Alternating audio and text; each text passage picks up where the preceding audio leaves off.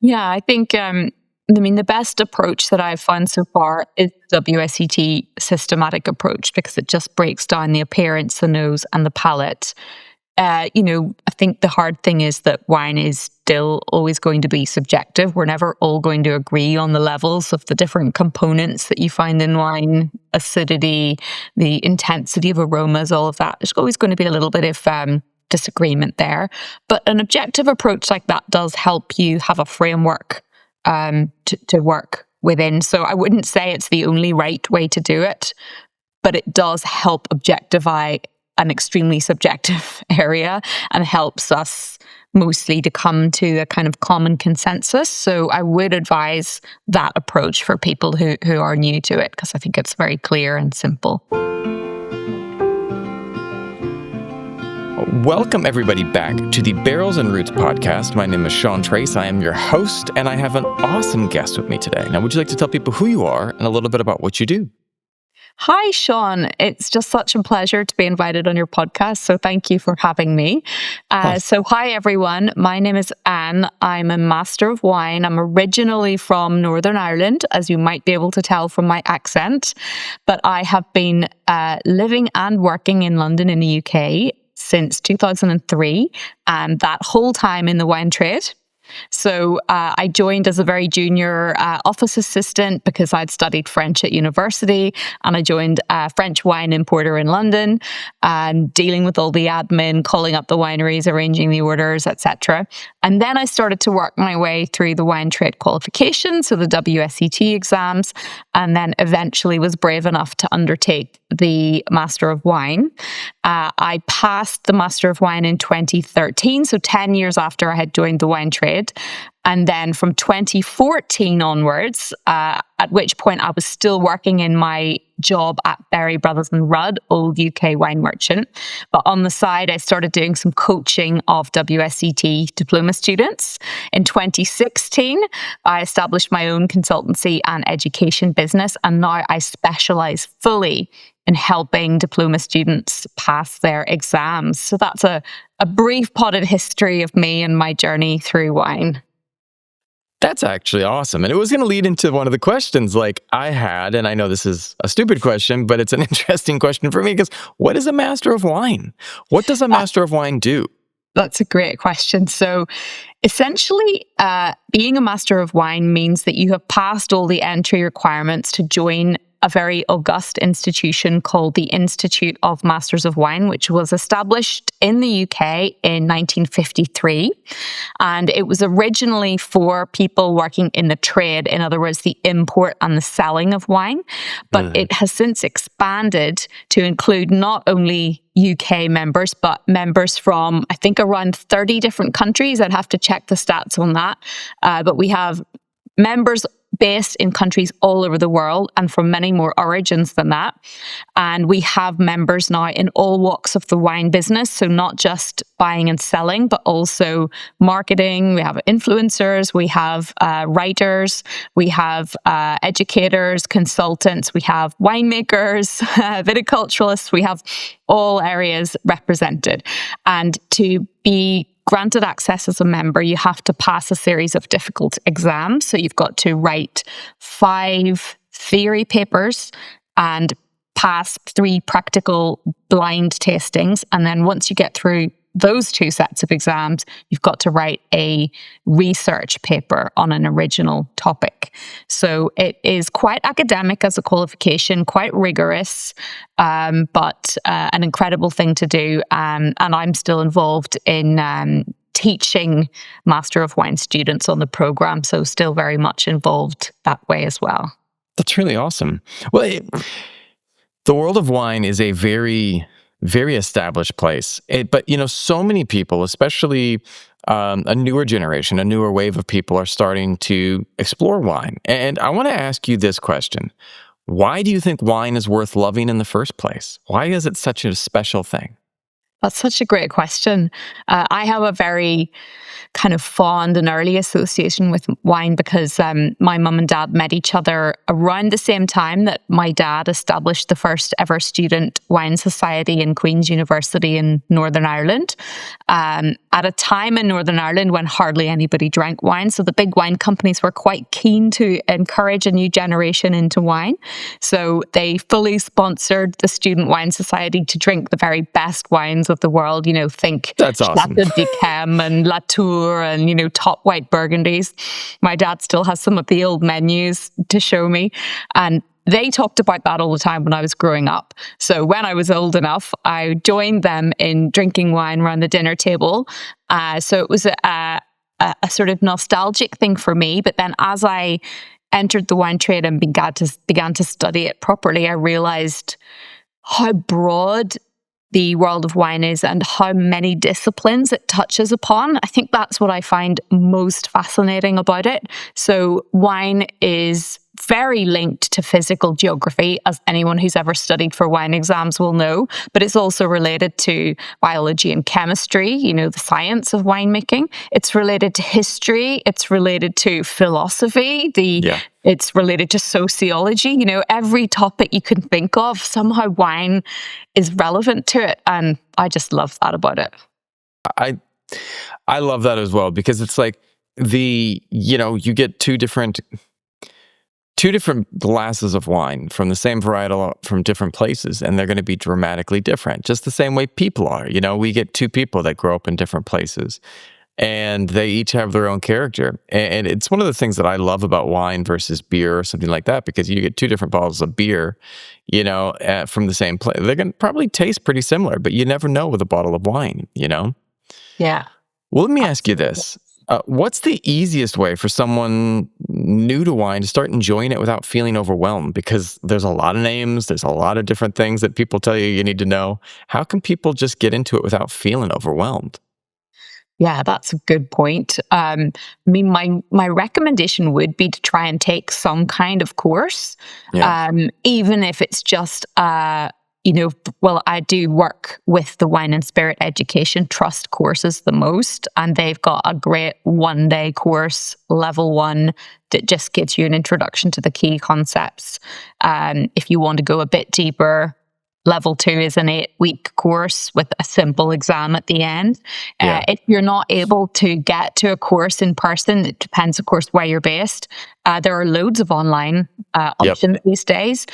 Find some great influencers to follow on TikTok or Instagram, and see what they're saying, because there's loads of great educational content for free out there as well. So it's hard to recommend one specific thing, but if you did want a more structured learning approach, then I do recommend the WSET qualifications, and levels 1 and 2 are perfectly suitable for people new to wine. You don't need to be working in the industry or anything, and they give you a brilliant overview. I love that. It really is that there is, with anything, it's about trying things out. Whether that be, if someone comes to you and says, I want to get into shape and I exercise, well, what type of exercise do you want to do? And they're like, well, I have no idea. I've never tried anything. Well, you might want to start off with going and trying some things out, trying some different classes and getting into things. Because, just like with, anything that's new, it's easy to feel overwhelmed. But with, baby steps and a great coach, it's easy to start exploring these worlds that, might be really foreign. I am a black belt in Japanese style jiu-jitsu, but I remember my first day walking onto the mat. I can remember it as clear as day. And I walked into the room and I was uncoordinated. I had no idea what I was doing, but I had a great teacher, and he's like, okay, welcome to this room. It is great that you're even showing up. And I remember that when I first started again in getting into wine, it was because I was working for a summer in the Napa Valley. I grew up in the Napa Valley, and I was around wine, but I'd never had wine. And suddenly my boss was like, all right, you're going to be selling wines. What do you know about it? I'm like, there's some different colors. And he's like, dear Lord. Well, Oopsies. And I destroy my microphone right there. Sorry, my editors. Dear Lord, yeah. And my old boss was like, yeah, this is going to be a project. But he actually broke it down really simple. He got out 2 glasses and he's like, let's try a red and let's try a white. And he's like, right now, we're not going to overcomplicate it. And he let me taste. And I was just like, wow, that's great. That was very different than I expected. And he's like, okay, I'm not judging you. Tomorrow we'll try something else. And then, slowly I tasted all the wines on the menu. And he worked really, really step by step with me on trying to understand how to taste wine and tried to keep me from overcomplicating it. But sometimes I would and after that I started getting into it, and I went into some wine tastings and I was so overwhelmed because there were so many new words and I was just like, now it's overcomplicated. Is there really a right way to taste wine, or is that something that can become overcomplicated? Yeah, I think, the best approach that I've found so far is the WSET systematic approach, because it just breaks down the appearance, the nose, and the palate. I think the hard thing is that wine is still always going to be subjective. We're never all going to agree on the levels of the different components that you find in wine, acidity, the intensity of aromas, all of that. There's always going to be a little bit of disagreement there. But an objective approach like that does help you have a framework to work within. So I wouldn't say it's the only right way to do it, but it does help objectify an extremely subjective area and helps us mostly to come to a kind of common consensus. So I would advise that approach for people who are new to it, because I think it's very clear and simple. I love that. And sometimes I love the idea of simplifying things that can become complicated, especially my boss was like, and I was like feeling that. Then I went online and I started watching some videos, and I was like, why is this person making bubble sounds with his mouth? And and then what he did was he's like, Sean, I'm going to break it down for you. Like, there are different ways that people will use to get the aroma, to get the taste. And it's just their unique ways of doing it. And he's like, you have to find what works for you. And I was just like, oh, okay, I feel less judged right now. So I can go and try what these people are doing.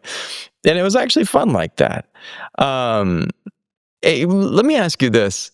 Why do you think, what makes wine different from other drinks like beer or cocktails? And why would people drift toward wine versus a good beer or going out and having a cocktail?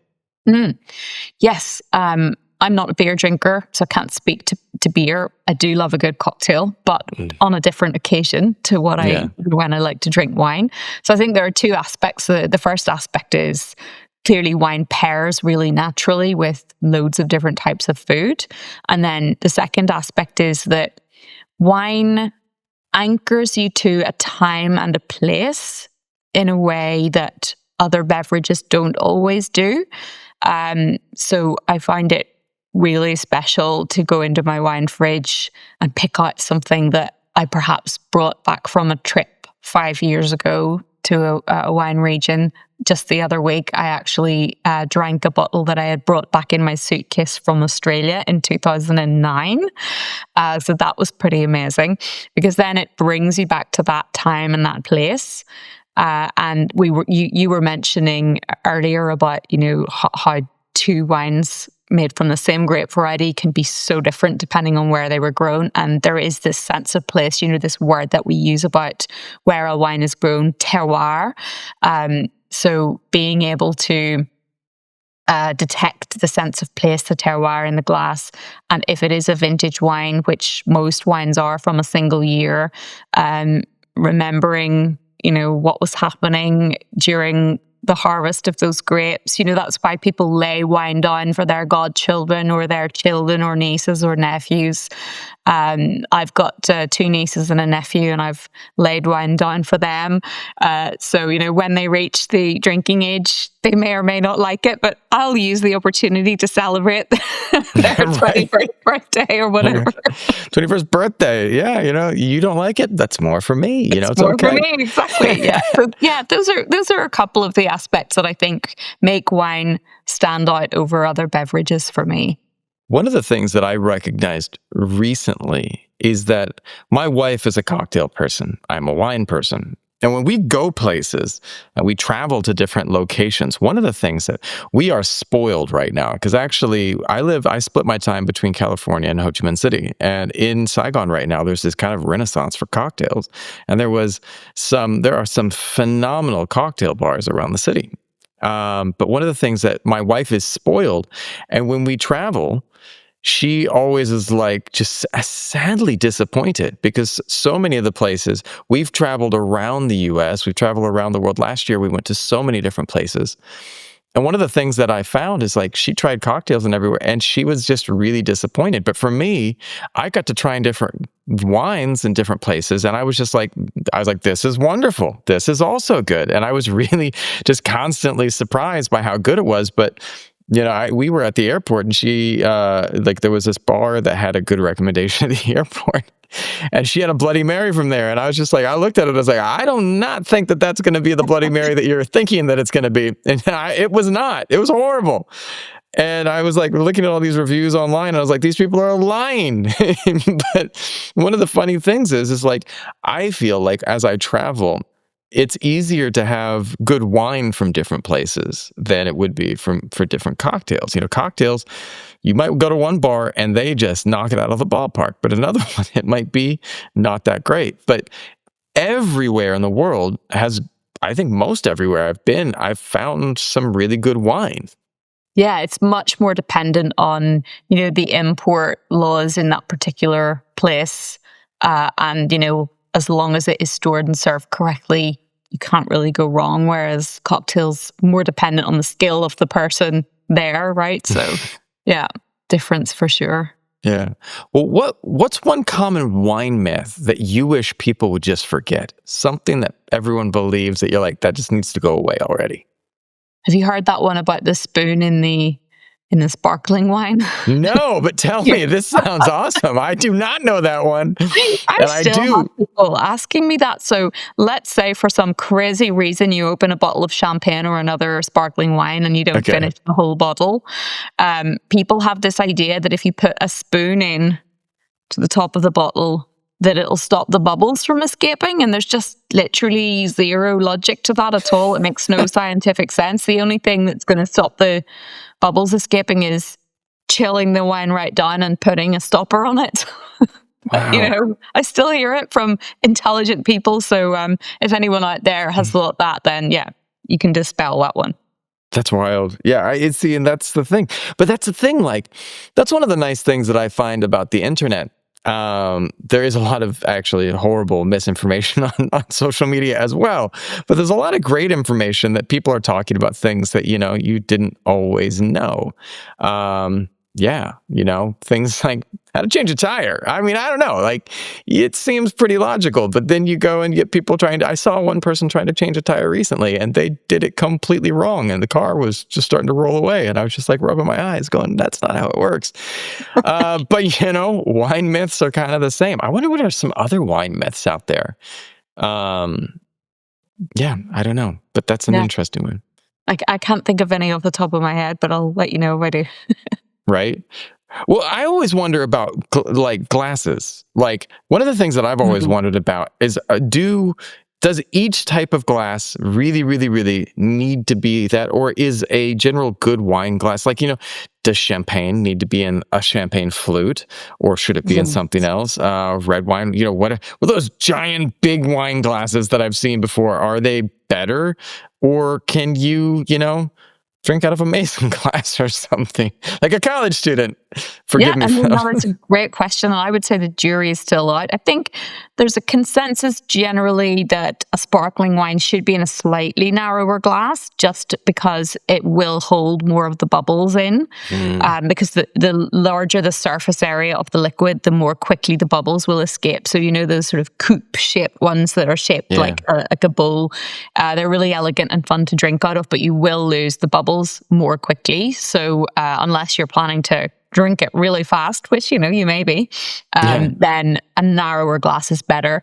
The typical flute shape is now not thought to be amazing for fine sparkling wines because it will not give you the enough air to release the fine aromas. So the compromise is something in the middle. So for a sparkling wine, a narrower glass than for other wine types. The question of different glass shapes for different grape varieties and styles of wine.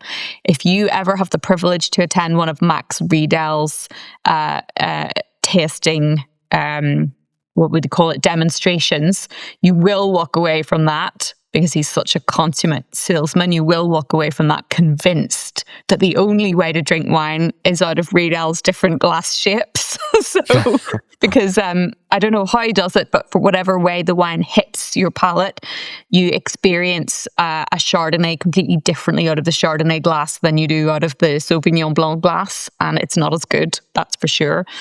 But in real life, is it realistic to have all these different glass shapes? And Right. I at home, I have a little collection of different shapes, but at the end of the day, when I'm opening a bottle of wine during the week, I usually just pick for my reach for my standard shaped glass, whatever, whether the wine is red or white, I just reach for it. And the best shaped glass is going to be this tulip shaped one that's wider at the bottom than it is at the top. And so that when you swirl the glass to get air into it, the wine doesn't fly out the top.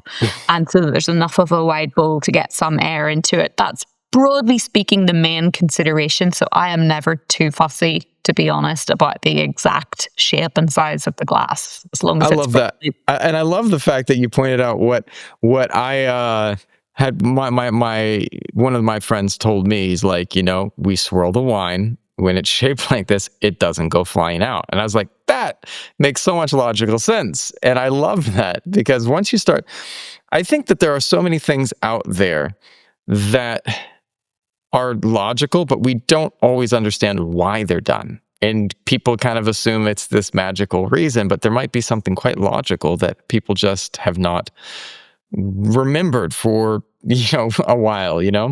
But one of the things too that I was getting to this weekend is I went to Vegas with my wife. My wife is a singer, and she had a show in Vegas.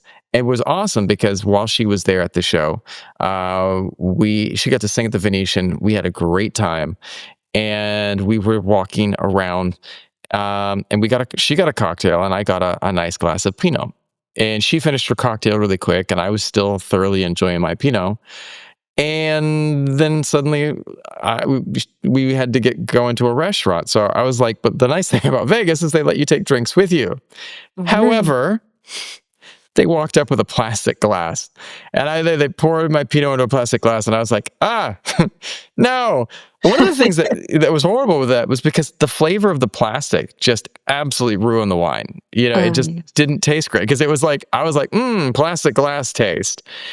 And so at that point in time, and I think one of the things that, you can think of is that for me, I just try to make sure that I have a good wine glass. And I love drinking everything out of glass because it preserves flavors better than anything else that I can think of, And that's one of the things that I told when I was in college and my friends were getting into wine. I was like, dude, why do you don't drink it out of that? Just don't do that. That's not good.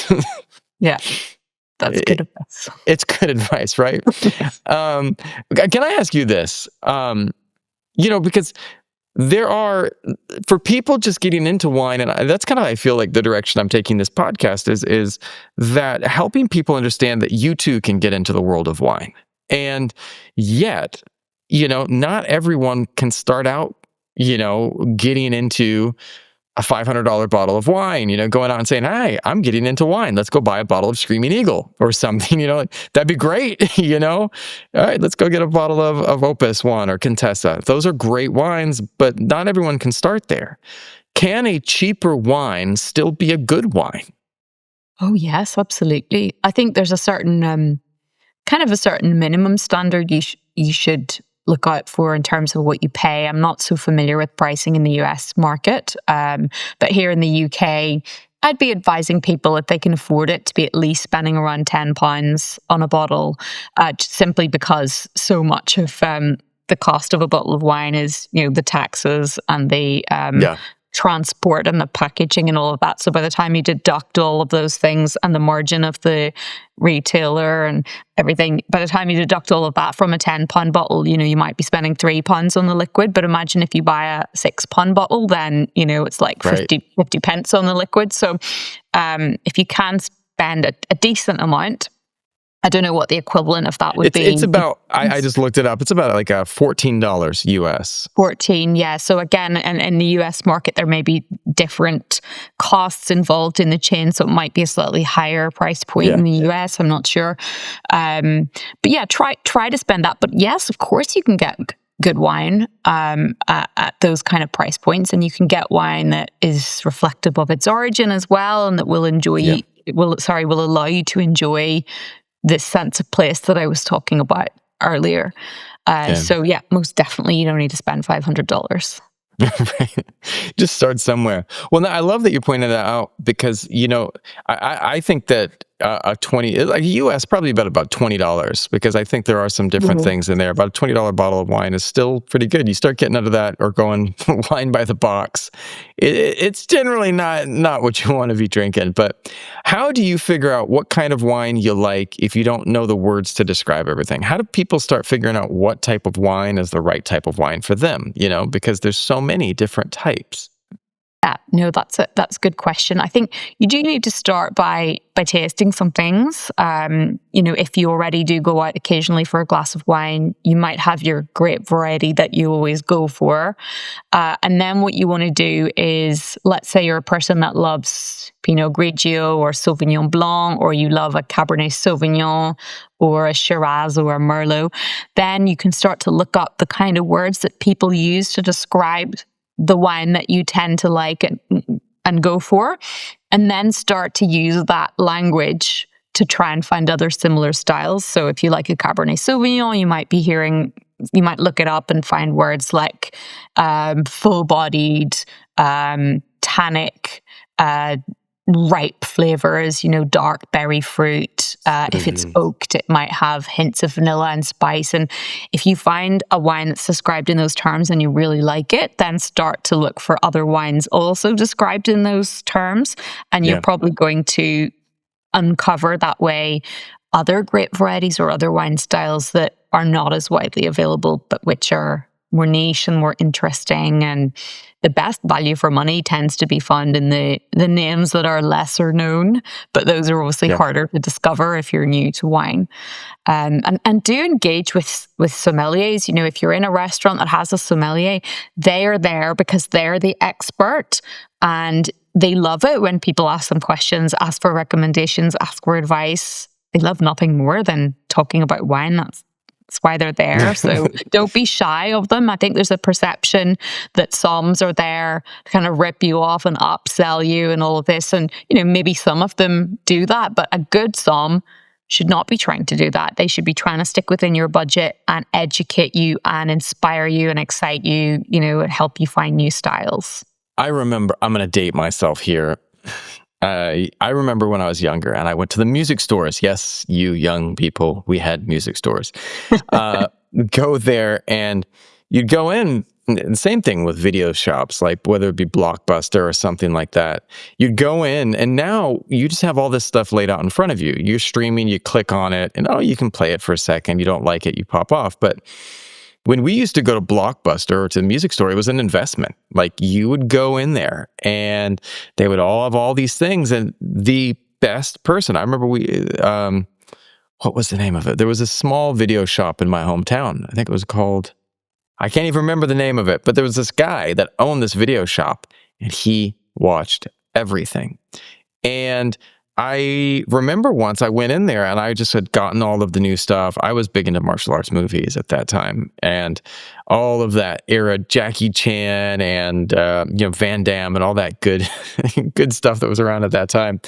And one of the things that I found was like, I said, one day I was like, I've watched everything you've got. And he's like, no, you haven't. And I was like, oh. And he's like, you want to watch some good stuff? And so he asked me So he gave me a bunch of movies. Do you like this? Yes. No. Okay. Do you like this? What have you seen? I've seen these. What did you think about that? And then he kind of went through this whole list. And I said, well, I also study martial art. He's like, what martial art do you study? I said, well, Japanese style. And then he's like, okay, I recommend this movie series. It's going to fit right to you. And I was like, I don't know if someone can just tell me what I'm going to like. No, he knew.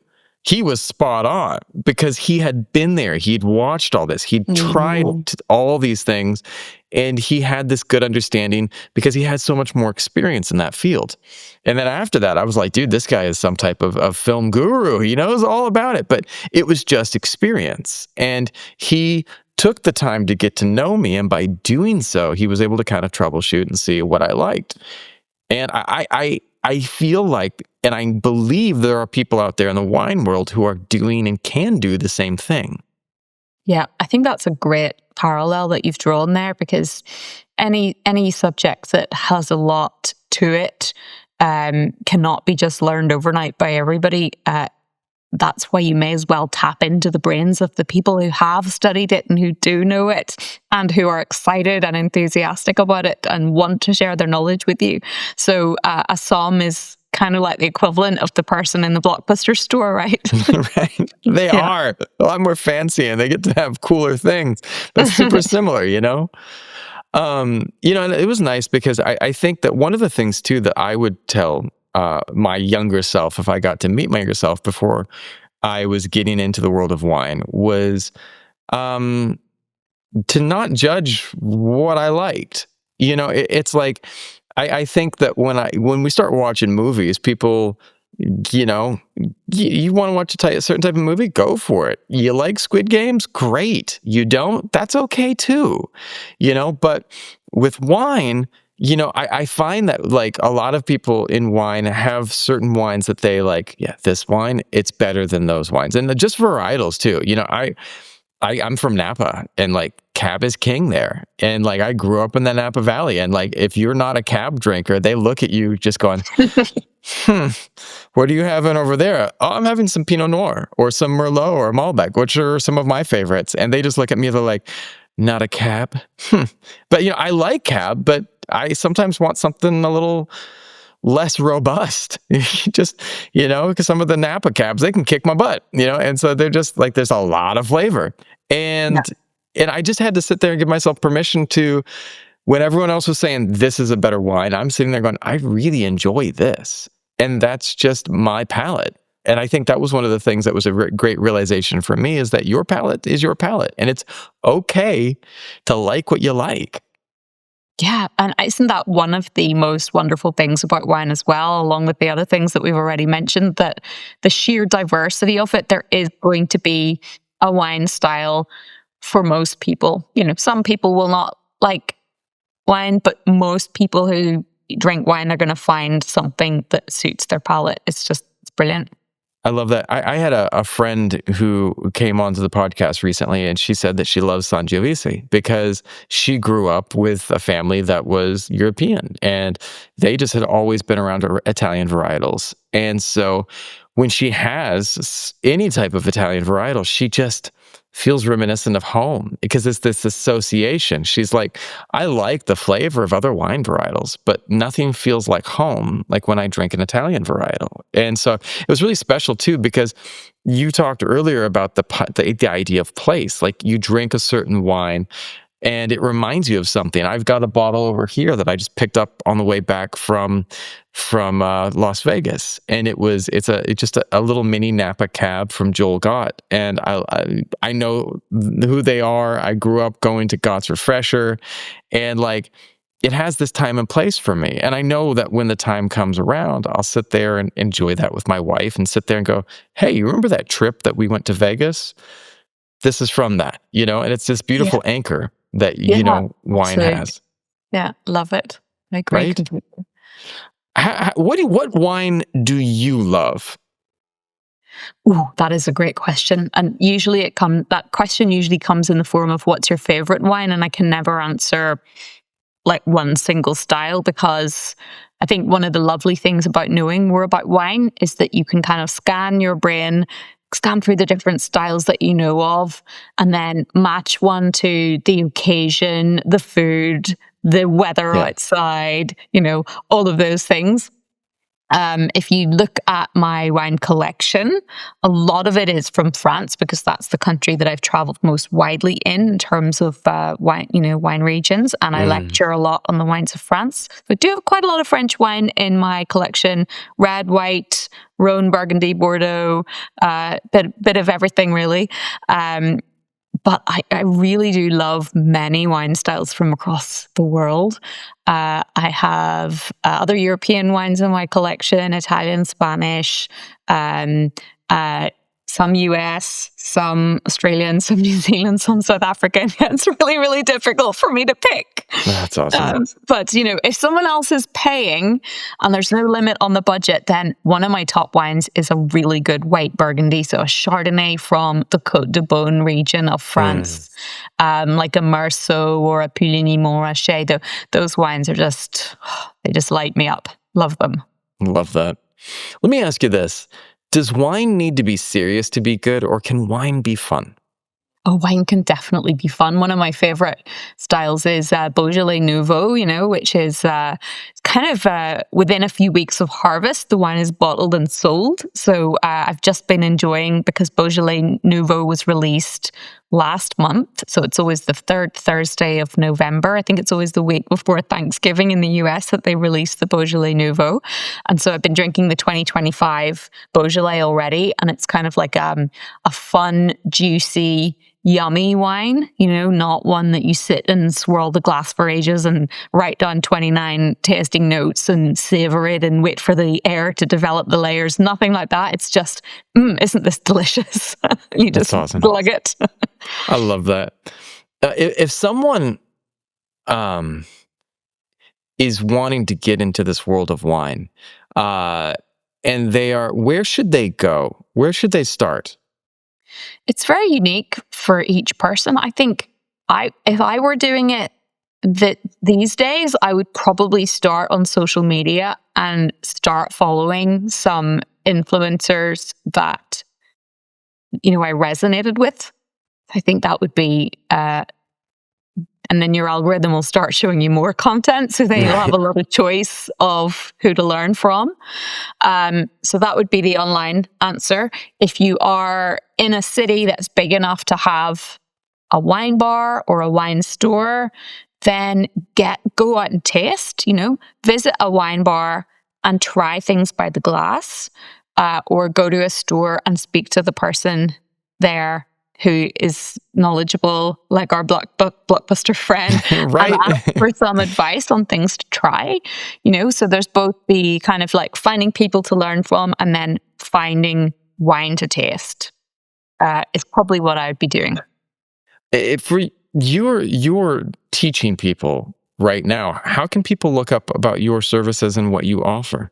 Yeah, people can find me on McHale.com, which is ANNEMCHALE.com. So my focus is on supporting people doing their professional wine exams.